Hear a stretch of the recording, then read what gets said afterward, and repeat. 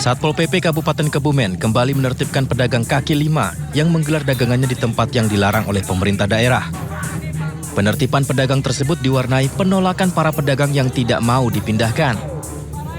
Para pedagang kaki lima pindahan dari alun-alun ini membuka lapak mereka di Jalan Maijen Sutoyo, namun berdasarkan peraturan daerah, kawasan tersebut dilarang dipergunakan untuk berjualan.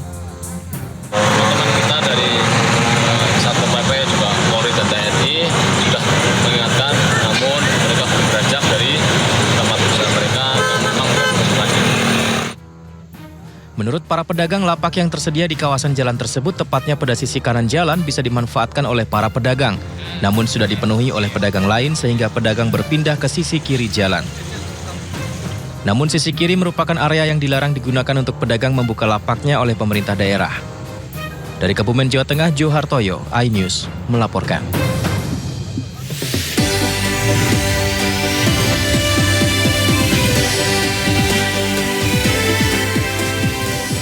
Tiga orang meninggal dunia dalam peristiwa kebakaran di sebuah kafe dan homestay di Lamongan, Jawa Timur.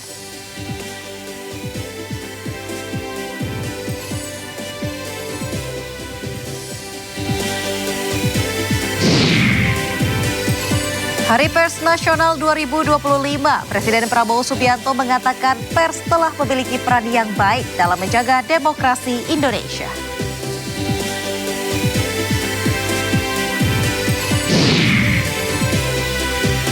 Pemain keturunan Indonesia, Ole Romeni, resmi menjadi warga negara Indonesia.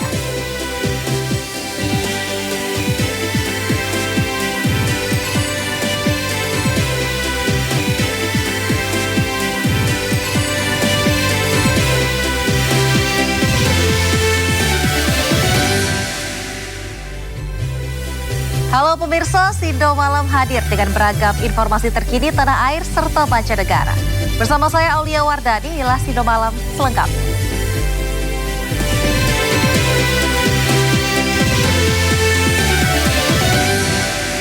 Kita ke informasi lainnya pemirsa, tim Pusat Laboratorium Forensik atau Puslap-4 Mabes Polri bersama penyidik Polda Metro Jaya dan Polres Jakarta Selatan menggelar olah TKP kebakaran di salah satu ruangan Kementerian Agraria dan Tata Ruang, Badan Pertanahan Nasional, Jakarta.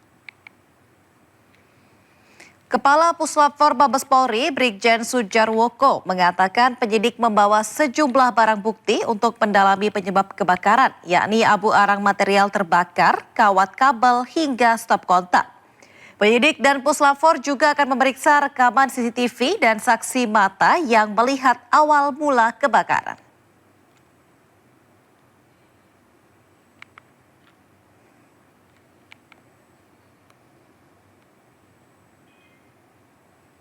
Bukti yang sudah kami kumpulkan berupa abu arang, ya. Nanti akan kami lakukan pemeriksaan lebih mendalam dengan cara scientific investigation di laboratorium forensik. Gitu. Untuk penyebab kebakaran sampai saat ini masih kita belum bisa pastikan, tapi nanti setelah kita lakukan pemeriksaan di lapor, itu baru bisa kita tentukan nanti penyebab kebakarannya apa. Jadi sudah ada saksi mata begitu Pak, sudah berbincang atau ada yang disampaikan mungkin Pak? Oh belum. Tadi yang kita tanya, yang kita harapkan saksi yang pertama melihat awal api, tapi ternyata yang bersangkutan lepas dinas belum kembali lagi. Kami sudah panggil untuk kembali. Yang tadi itu hanya outsourcing, teknisi itu apabila ada lampu yang mati, dia yang dipanggil untuk Sebelumnya pada Sabtu tengah malam, kebakaran terjadi di Gedung Kementerian Agraria dan Tata Ruang Badan Pertanahan Nasional di Jakarta Selatan. Kebakaran melanda ruang humas Gedung Kementerian ATR BPN di Kebayoran Baru, Jakarta Selatan pada Sabtu tengah malam. Sedikitnya 15 unit mobil damkar dan 60 personel dikerahkan ke lokasi untuk memadamkan api. Diduga kebakaran akibat korsleting unit komputer yang masih menyala. Pasca kebakaran yang terjadi Sabtu malam, api sudah berhasil dipadamkan oleh petugas tim pemadam kebakaran.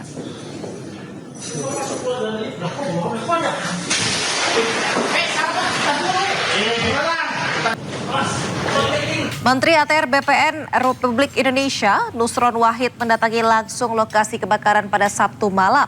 Ia langsung memantau proses pemadaman api. Nusron memastikan tidak ada korban jiwa maupun luka akibat kebakaran karena saat kebakaran terjadi gedung dalam kondisi kosong. 24.0015. Ini tahap selanjutnya adalah mengeluarkan asap yang ada di dalam kantor. Alhamdulillah tidak ada korban. Adalah gedung humas lantai 1. Kejadian jam 23.10. Tapi sudah padam jam 00.15. Tadi saya sampai sini jam 23.40. Setelah saya perjalanan menuju pulang dari Jakarta Barat di telepon langsung ke sini. Alhamdulillah nggak ada korban. Ini sedang ditangani, sudah padam. Perencanaannya selanjutnya adalah pengeluaran asap. Diduga kejadian akibat akibat komputer yang hidup. Komputer hidup nggak ada yang jagain. Nah, lupa mati seminggu. Pak, yang terbakar cuma ruang humas doang, Pak? Apa? Ruang humas doang, Pak? Ya, ruang humas. Pemirsa, berbagai persoalan pertanahan dan lahan seperti pembangunan pagar laut serta penggusuran bangunan bersertifikat di Cikarang menjadi sorotan tajam masyarakat. Pemerintah melalui Kementerian ATR BPN diharapkan mampu mengatasi persoalan lahan yang tak kunjung usai dan merugikan rakyat. Seluruh sertifikat hak guna bangunan atau SHGB dan sertifikat hak milik atau SHM pada area Pagar Laut Tangerang, Banten yang sebelumnya sudah terbit akan dibatalkan. Menteri Agraria dan Tata Ruang yang juga Kepala Badan Pertanahan Nasional Nusron Wahid menegaskan, semua sertifikat yang di luar garis pantai akan dibatalkan, termasuk SHGB perusahaan Agung Sedayu Group milik konglomerat Sugianto Kusuma alias Aguan. Proses pembatalan tidak mudah, berpotensi digugat ke PT UN dan sudah dibatalkan 50 sertifikat di luar garis pantai Tangerang. Untuk memperkuat adanya dugaan pelanggaran, Ombudsman Republik Indonesia menemukan indikasi adanya penguasaan ruang laut sebesar 370 hektar di Kohot Tangerang. Selain itu, Ombudsman juga mendapati unsur pidana lain, yakni pagar tak berizin, potensi dampak lingkungan, mengganggu ketertiban umum, merugikan masyarakat, serta peredaran 2 surat diduga palsu. Hal yang sama ternyata terjadi juga yang di Kohot, tapi kan tetap timbul. Jadi kita mendorong agar aparat penegak hukum mengusut tuntas indikasi pidana tersebut. Ya, ini indikasinya dan tentu saja terkait dengan pengajuan perizinan dan segala macam itu tentu harus didalami lagi. Ya, karena ini melibatkan 16 desa dari 6 kecamatan yang mengajukan surat untuk dilakukannya pengukuran dan pemastian apakah itu memang dilakukan ada di area laut atau bukan. Nah, kami juga mencatat ada beberapa indikasi pidana yang lainnya. Yang pertama, sebagaimana kita tahu, itu pagar tidak berizin, ya, potensi dampak terhadap lingkungan, gangguan ketertiban umum, kerugian masyarakat yang kami perkirakan minimal adalah sebesar 2,4 miliar. Adanya upaya penguasaan ruang laut yang dibuktikan dengan beberapa dokumen yang kita peroleh, dan adanya peredaran 2 surat yang diduga palsu yang digunakan untuk mendukung upaya pengajuan mendapatkan wilayah ruang laut tersebut. Ya, jadi kita berharap dan berkeyakinan ini indikasi kuatnya pagar laut itu motifnya adalah penguasaan ruang laut. Selain persoalan legalitas pagar laut, Kementerian ATR BPN juga menyoroti eksekusi bangunan bersertifikat sah di Tambun Tangerang, Kabupaten Bekasi oleh Pengadilan Negeri Cikarang. Menteri ATR BPN Nusron Wahid menemukan 5 sertifikat tanah warga yang dianggap sah dan tidak bermasalah karena tidak berada di peta eksekusi. Dari 5 tanah milik warga yang terkena eksekusi akan diperjuangkan dan akan menjembatani ke Pengadilan Negeri Cikarang guna mengganti rumah mereka yang sudah dieksekusi. Ini di mata BPN sah, ya, sekali lagi masih sah, meskipun sudah ada keputusan MA. Kenapa sah? Karena di dalam keputusan MA tersebut, pengadilan dan MA tersebut Tidak ada perintah. Tidak ada perintah kepada BPN untuk membatalkan sertifikat itu. Mungkin mau memperhatikan saya anak kecil. Terima kasih banyak. Terima kasih sekali. Saya sangat terbantu sekali. Untuk kita bertahan hidup lah, kita punya rumah. Dengan adanya kemauan Menteri ATR BPN Nusron Wahid yang berupaya menyelesaikan berbagai masalah pertanahan, masyarakat diharapkan terus mengawal agar mafia tanah tidak terus mengganggu. Informasi lainnya pemirsa, Wakil Presiden Gibran Rakabuming Raka menyinggung keberagaman hingga program makan gizi gratis di perayaan Tahun Baru Imlek 2576 Kongzili yang digelar di Taman Mini Indonesia Indah.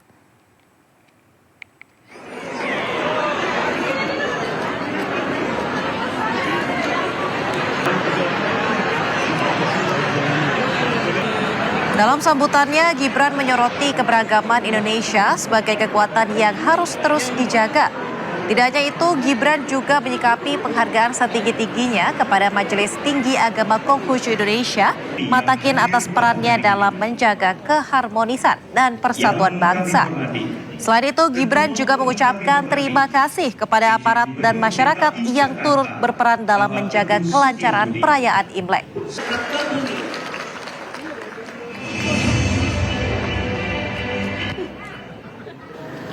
Bapak Ibu, para hadirin yang terhormat, Indonesia adalah negara besar, negara yang kaya akan keberagaman, negara yang berbineka tunggal ika, di mana keragaman adalah kekuatan kita, di mana nilai toleransi, kerukunan telah mengakar kuat.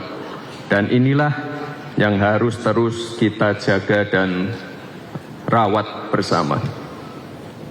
Mari Bapak Ibu, di tahun yang baru ini kita sebagai bangsa yang bersatu dapat terus bergandengan tangan, saling mendukung, saling membantu dalam menghadapi beragam tantangan ke depan, baik itu terkait ketidakpastian ekonomi, ketegangan geopolitik, maupun dampak perubahan iklim yang semakin berat. Semoga dengan persatuan, kerukunan, dan toleransi yang terus terjaga, Indonesia terus mampu melaju untuk menjadi negara maju menuju Indonesia Emas 2045, sesuai visi misi Bapak Presiden kita. Presiden Prabowo Subianto mengucapkan Selamat Hari Pers Nasional 2025. Prabowo mengatakan pers telah memiliki peran yang baik dalam menjaga demokrasi Indonesia.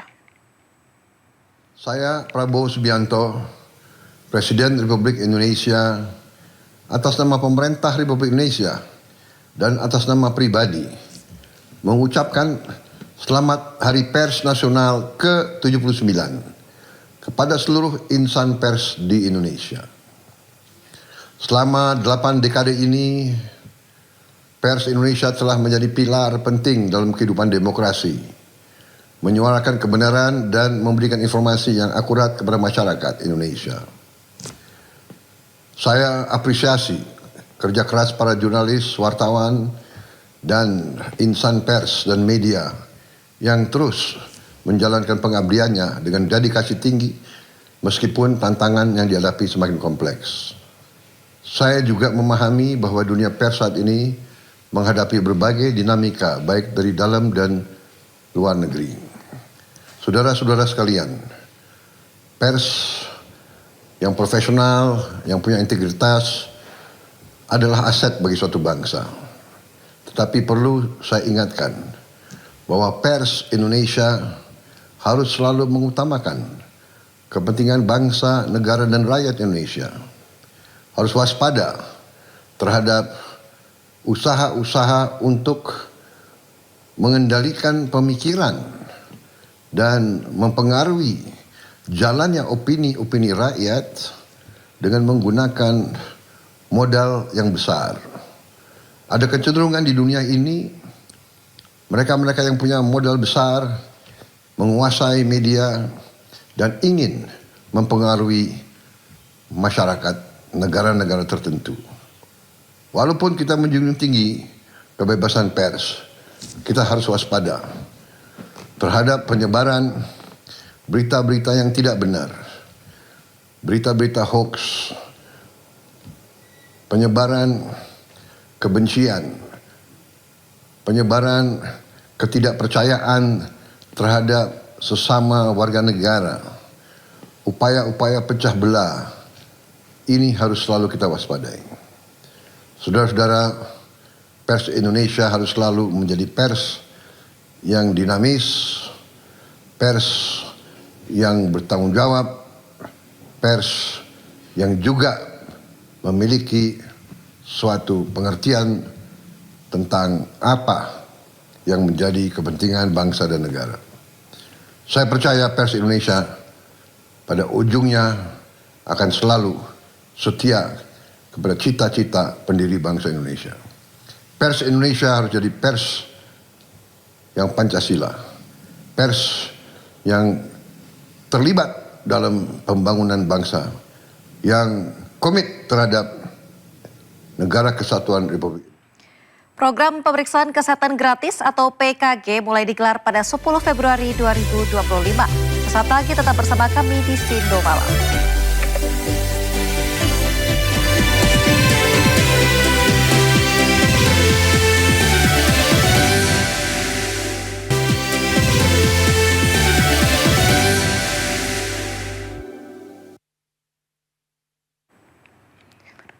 Pemirsa, cuaca ekstrem melanda sejumlah kota di tanah air. Bahkan angin kencang disertai hujan es terjadi di Boyolali, Jawa Tengah.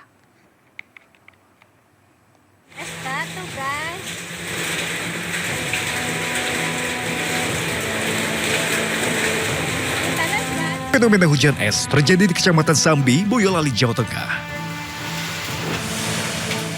Fenomena ini sempat membuat warga panik.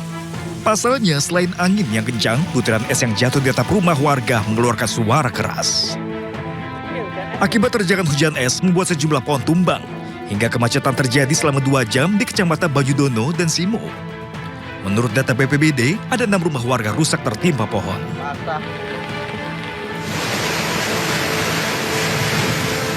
Badai angin kencang disertai hujan deras juga menerjang wilayah pesisir pantai di Polewali Mandar, Sulawesi Barat. Tak hanya membuat panik, sejumlah nelayan bertaruh nyawa berenang di tengah ombak besar yang menerjang pesisir pantai demi menyelamatkan kapal miliknya.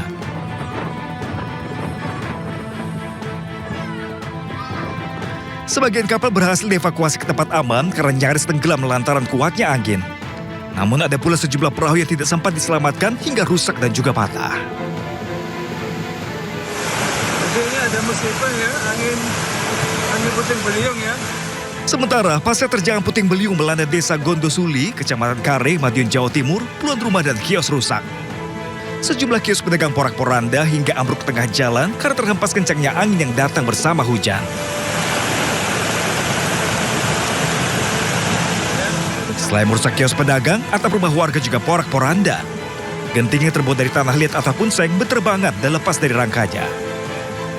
Tim Liputan iNews melaporkan. Kepala Badan Meteorologi, Klimatologi, dan Geofisika atau BMKG, Dwi Korita Karnawati memprediksi cuaca ekstrim di beberapa wilayah Indonesia masih akan terjadi hingga akhir Februari. Potensi banjir rob juga diprediksi akan terjadi di beberapa wilayah di pesisir sepanjang Februari 2025. Potensi hujan di tahun ini masih akan berlangsung hingga akhir Maret atau awal April. Nah, cuaca ekstrim itu potensi terjadinya masih cukup tinggi, terutama pada puncak musim hujan, yaitu di bulan Januari, Februari. Ini sebagian besar wilayah Indonesia mengalami puncak musim hujan. Sehingga sampai akhir Februari, itu potensi cuaca ekstrim masih akan sering terjadi. Maret pun masih bisa terjadi, namun insya Allah tidak sefrekuen, tidak sesering di bulan Januari, Februari. Yang data dari kami, memang saat ini sedang dalam fase bulan yang berdampak gravitasi bulan. Jadi banjir ini, banjir rob itu terutama disebabkan oleh faktor astronomi, yaitu fase bulan yang dapat mempengaruhi naik turunnya muka air laut akibat gravitasi bulan. Dan ini kami sudah memprediksi di berbagai pantai di Indonesia, tidak hanya di Jakarta. Misalnya di Kepulauan Riau kami prediksi terjadi mulai tanggal 9 hingga dapat berlangsung hingga tanggal 14 Februari. Kemudian juga di pesisir Kepulauan Bangka Belitung diprediksi mulai terjadi tanggal 9 hingga tanggal 14 Februari, kemudian terjadi lagi di tanggal 12 hingga 28 Februari, juga di pesisir Banten, pesisir Jakarta, pesisir Jawa Barat, pesisir Jawa Tengah, kemudian di pesisir Nusa Tenggara Timur, pesisir Kalimantan Selatan, pesisir Sulawesi Utara, pesisir Kalimantan Utara, dan pesisir Papua Selatan. Ini di selama bulan Februari, selama beberapa hari, berbeda-beda ya tanggalnya ya, ada yang bersamaan. Semua prediksi itu sudah kami sebarluaskan ke BPBD daerah ataupun pengelola. Informasi lainnya pemirsa, 2 hari berdemo hingga sempat ricuh. Ratusan siswa MAN 2 model Medan akhirnya bisa ikut SNBP 2025. Data para siswa berhasil diinput pada hari terakhir perpanjangan waktu finalisasi PDSS.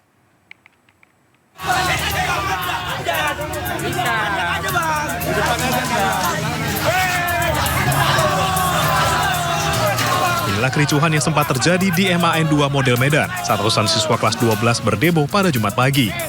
Mereka protes tak bisa ikut SNBP 2025 lantaran pihak sekolah terlambat memasukkan data ke portal PDSS.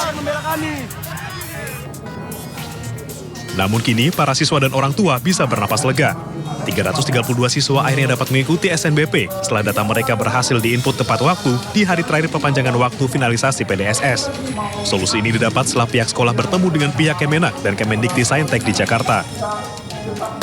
Alhamdulillah hari ini terjawab sudah apa yang kita risaukan, anak-anak kita berhasil untuk pengisian data di PDSS. Kami mohon maaf, ini pelajaran berharga bagi kami. Mudah-mudahan ke depan kita bisa mengawal, saya juga sebagai kepala bisa lebih awas, bisa lebih perhatian dalam memandu atau mengontrol kegiatan yang ada di madrasah kita. Sebelumnya demo dilakukan ratusan siswa selama 2 hari berturut-turut. Mereka kesal karena pihak sekolah tidak kunjung menyelesaikan input data meski finalisasi PDSS sudah 3 kali diperpanjang. Dari Medan, Sumatera Utara, Ahmad Ridwan Nasution, iNews melaporkan. Batas waktu penginputan pangkalan data sekolah dan siswa atau PDSS dipastikan diperpanjang oleh Menristek Dikti hingga 8 Februari kemarin. Hal itu dilakukan menyusul adanya kisruh sekolah yang belum selesai melakukan penginputan PDSS yang memicu demo siswa.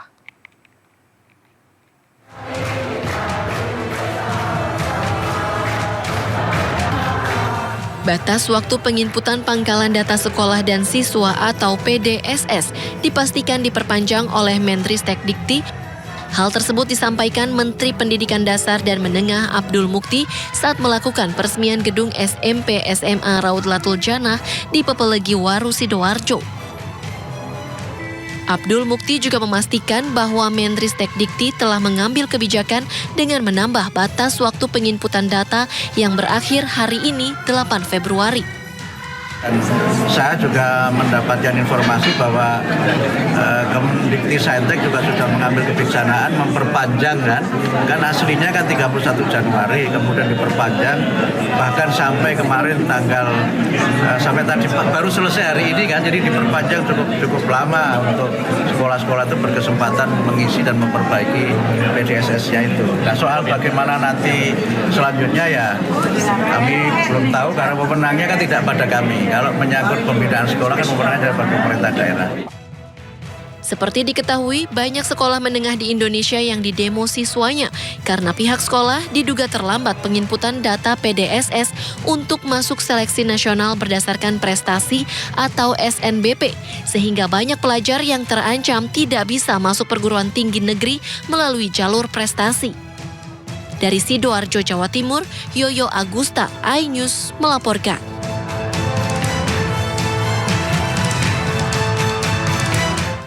Kita ke informasi lain pemirsa, program pemeriksaan kesehatan gratis atau PKG mulai digelar pada 10 Februari 2025. Layanan pemeriksaan kesehatan mulai dari tes gula darah, fungsi ginjal hingga deteksi kanker bisa dinikmati masyarakat secara gratis di 44 titik puskesmas di Jakarta.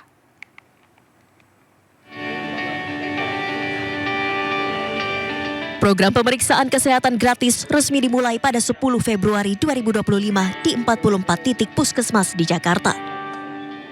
Layanan kesehatan secara cuma-cuma ini dapat diakses seluruh masyarakat bertepatan dengan hari ulang tahunnya. Program ini menyediakan pemeriksaan kesehatan yang digolongkan berdasarkan kategori usia, mulai dari tes gula dan tekanan darah, fungsi ginjal, deteksi kanker, hingga kesehatan jiwa dan tes HIV. Namun layanan yang diberikan hanya sebatas screening kesehatan, tidak sampai tahap diagnosis dan pengobatan. Setiap harinya puskesmas akan menerima 30 pasien untuk melaksanakan cek kesehatan, sesuai dengan screening mandiri yang telah dilakukan di aplikasi Satu Sehat Mobile. Karena kita berharap dari pemeriksaan kesehatan gratis ini nanti akan ada deteksi dini, mungkin terhadap penyakit-penyakit yang diderita oleh katakanlah masyarakat. Kemudian dari situ nanti kita ada juga deteksi dini terkait bagaimana pengobatannya, dan selanjutnya juga kita pastinya adalah bagaimana untuk menjaga kesehatan sendiri. Dengan program pemeriksaan kesehatan gratis ini diharapkan dapat meningkatkan kesadaran masyarakat terhadap pentingnya pemeriksaan rutin dalam mencegah penyakit demi peningkatan kualitas kesehatan masyarakat. Dari Jakarta, Dilani Aulia Firmansyah, iNews melaporkan.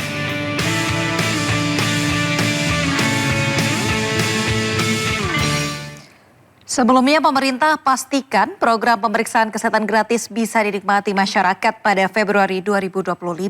Program ini bisa dinikmati seluruh warga Indonesia di hari ulang tahunnya. Lantas bagaimana mekanismenya? Berikut liputannya untuk Anda.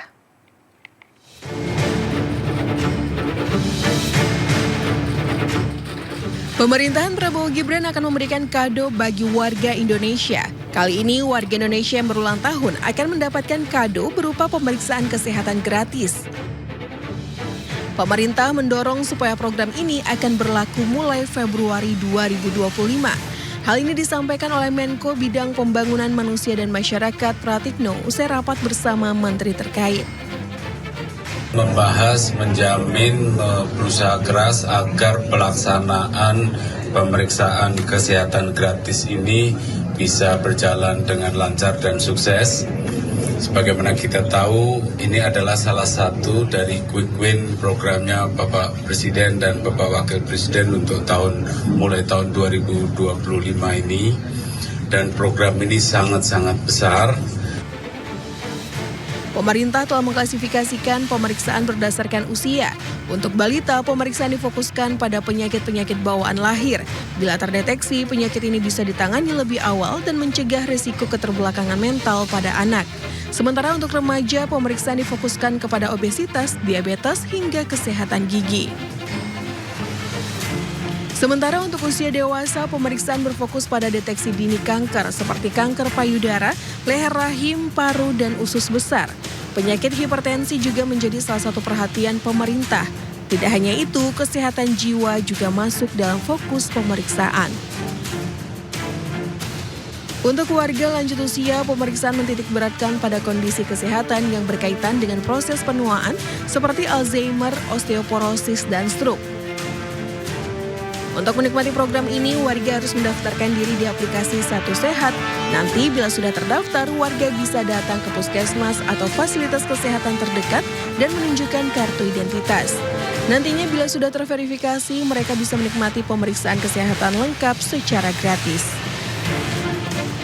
Program pemeriksaan kesehatan gratis ini dirancang untuk 60 juta warga Indonesia pada tahun 2025. Anggaran sebesar 4,7 triliun rupiah telah disiapkan dalam APBN 2025.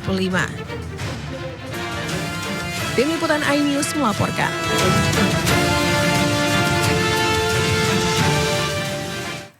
Pemirsa, Ketua Umum Partai Golkar Bahlil Lahadalia meyakini seluruh kader Golkar yang berada dalam Kabinet Merah Putih akan aman dari reshuffle.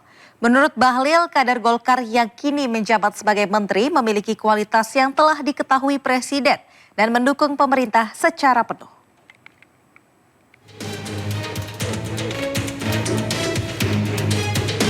Isu perombakan atau reshuffle Kabinet Merah Putih semakin kencang berhembus.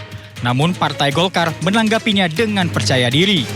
Ketua Umum Partai Golkar Bahlil Lahadalia meyakini kader Golkar yang saat ini menjabat dalam Kabinet Merah Putih akan aman dari reshuffle tersebut. Menurut Bahlil, menteri atau wakil menteri yang berasal dari Golkar mendukung pemerintahan Prabowo serta memiliki kualitas yang sudah diketahui oleh Presiden.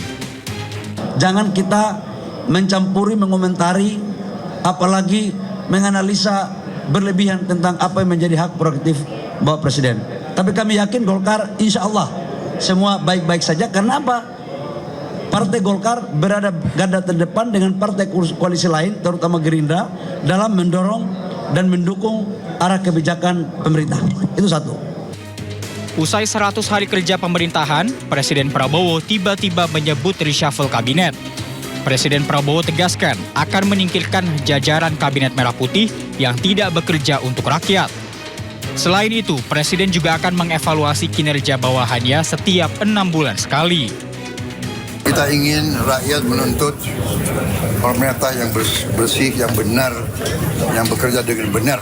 Jadi saya ingin tegakkan itu, ya. Jadi kepentingan hanya untuk bangsa rakyat, tidak ada kepentingan lain. Yang tidak mau bekerja benar-benar untuk rakyat, ya saya akan singkirkan. Perombakan kabinet tidak hanya semata-mata mengganti menteri yang dinilai tidak kompeten. Namun menurut Presiden Prabowo, pergantian ini juga sebagai upaya membangun pemerintah yang bersih dan bebas dari penyelewengan serta korupsi. Tim Liputan, iNews melaporkan. Pemain keturunan Indonesia, Ole Romeni resmi menjadi warga negara Indonesia. Kepastian ini didapat usai Ole menjalani pengadilan sumpah di KBRI London.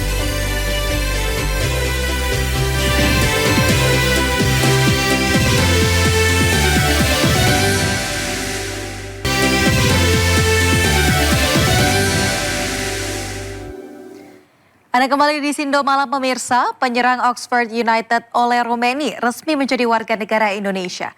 Kehadiran Ole Romeni di Timnas Indonesia diharapkan akan menambah daya gedor skuad Garuda.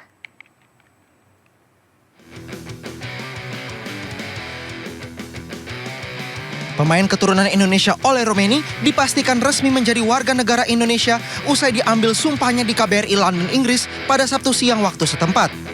Ole menjalani pengambilan sumpah bersama calon penggawa timnas U20 yaitu Tim Gapens dan Dion Marks.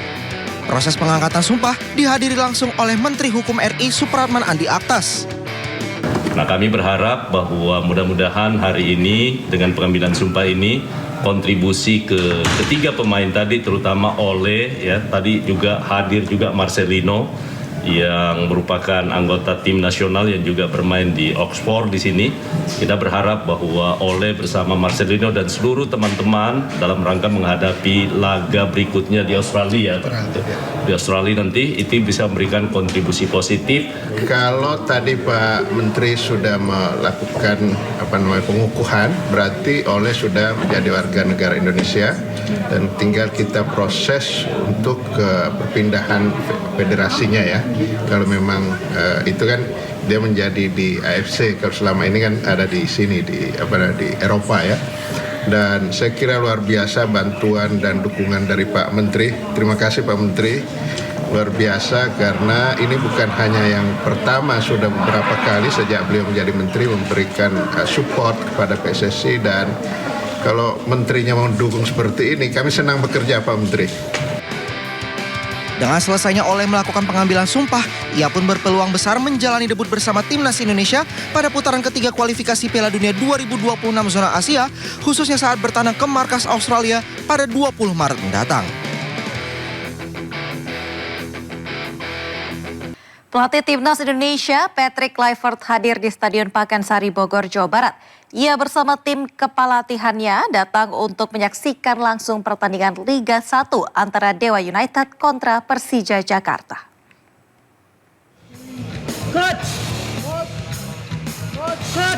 Pelatih Timnas Indonesia Patrick Kluivert hadir di Stadion Pakansari Bogor, Jawa Barat pada Sabtu malam. Didampingi Ketua Umum PSSI Erick Thohir, Kluivert hadir bersama para asistennya Alex Pastoor, Denny Lanzat, Gerald Vandenberg, dan Sjoerd Woudenberg. Bersama tim kepelatihannya, ia datang untuk menyaksikan langsung pertandingan Liga 1 antara Dewa United melawan Persija Jakarta. Ini jadi laga ketiga Liga 1 yang disaksikan Kluivert bersama tim kepelatihannya. Agenda ini merupakan bagian dari upaya tim pelatih Timnas Indonesia untuk memantau dan mengevaluasi para pemain terbaik di Liga 1. Sejumlah pemain yang merupakan para penggawa skuad Garuda juga dipantau Kluivert, di antaranya Egy Maulana Fikri dan Ricky Kambuaya dari Dewa United, serta Rizky Ridho, Witan Sulaiman, dan Muhammad Ferrari dari Persija Jakarta.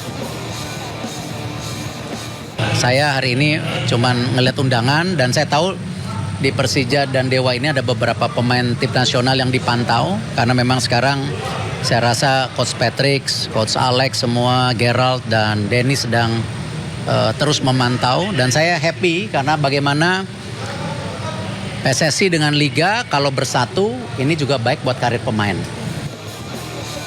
Setelah laga ini, Kluivert dijadwalkan akan berangkat ke Ternate Maluku Utara untuk menyaksikan laga Liga 1 Malut United melawan Borneo FC yang digelar pada Senin mendatang. Dari Bogor, Jawa Barat, tim liputan iNews melaporkan.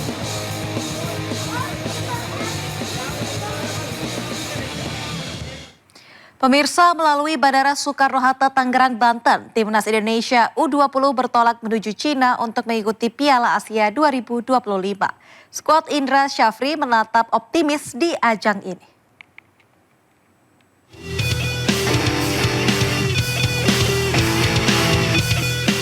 Skuad Garuda U20 tiba di Terminal 3 keberangkatan Bandara Soekarno-Hatta, Tangerang, Banten, dini hari menggunakan maskapai China Southern. Dengan kekuatan penuh, skuad di bawah asuhan Indra Syafri bertolak 5 hari lebih awal guna memaksimalkan waktu beradaptasi di Stadion Pusat Pelatihan Sepak Bola Pemuda di Shenzhen, China. Di pertandingan pertama, Timnas Indonesia akan melawan Iran pada tanggal 13 Februari 2025. Kapten Timnas U20 Doni Tripamungkas menyampaikan kondisi rekan setimnya dalam keadaan fit dan siap menghadapi pertandingan. Alhamdulillah semua pemain kondisinya sangat baik. Insya Allah siap untuk menghadapi pertandingan. Mungkin yang pertama mungkin recovery karena memang istirahat 5 hari dan mungkin adaptasi cuaca juga. Sementara itu, pelatih Indra Syafri meminta doa dari masyarakat Indonesia agar perjuangan anak asuhnya maksimal di setiap pertandingan. Bismillah, mohon doa. Kita berjuang, masyarakat berjuang. Oke? Ya, saya nggak mau ngomong strategi, udah ya. Jangan ngomong strategi dulu sekarang. Di Piala Asia 2025, Timnas U20 berada di grup C yang berisi Timnas Iran, Yaman, dan juara bertahan Uzbekistan. Dari Tangerang, Banten, Hasnugara, iNews melaporkan. Pemirsa, informasi tadi mengakhiri Sindo Malam hari ini. Anda bisa mendapatkan informasi terkini dan terbaru melalui portal yang menghadirkan berita daerah, berita nasional, dan juga berita internasional di sindonews.com. Mari berbagi untuk masyarakat yang terdampak bencana di tanah air melalui MNC Peduli dengan berdonasi pada rekening di bawah ini atau scan QR dengan aplikasi uang digital Anda. Saya Aulia Wardani beserta kerabat kerja undur diri. Selamat malam dan sampai jumpa.